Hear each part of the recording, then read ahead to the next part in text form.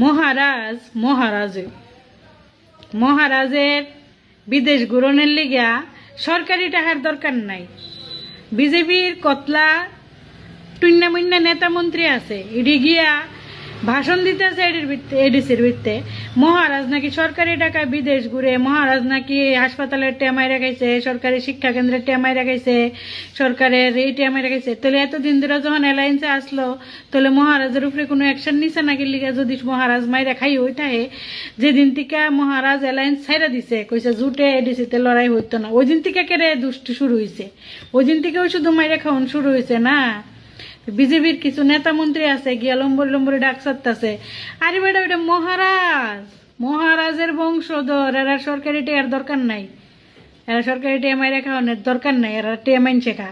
মহারাজ helicopter কেড়ে নিজস্ব charter প্লেনও থাকতে পারে, তাও মহারাজের সরকারি টেয়ার দরকার নাই। মহারাজ কোনোখানে নিজস্ব চার্টার প্লেন কিনাও যদি যা, তো সরকারি টেয়ার দরকার নাই, এরা টেয়া ওই খাওয়াইনা নাই।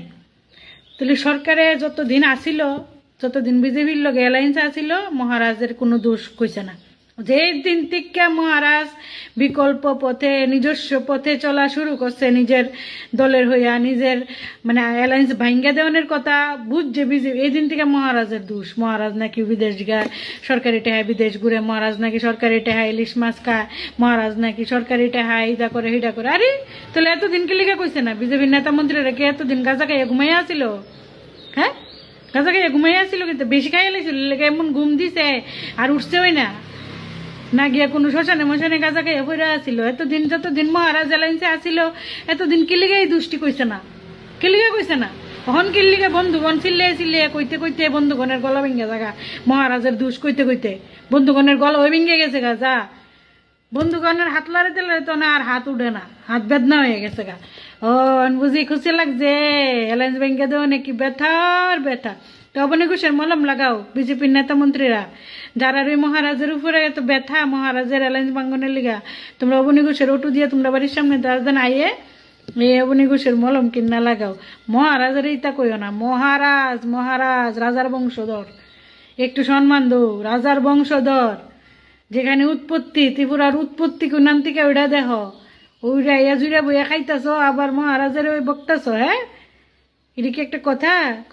গলই ভেঙে গেছে মহারাজের বকতে। মহারাজ বলে বিদেশ ঘুরে সরকারি টেয়া দা, মহারাজ বলে স্কুলের টেয়া মেরা গেছে, বলে ফুলের টেয়া মেরা গেছে, এই বলে শিক্ষা কেন্দ্রের টেয়া, বলে স্বাস্থ্য কেন্দ্রের টেয়া মেরা গেছে। আরে মহারাজের কোনো দরকার আসেনি, মহারাজের কোনো দরকার আসেনি এইসব করণে।